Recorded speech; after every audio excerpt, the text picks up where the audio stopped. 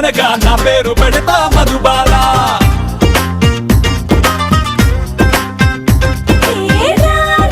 నీ ముద్దు మాటకి నా సోకులు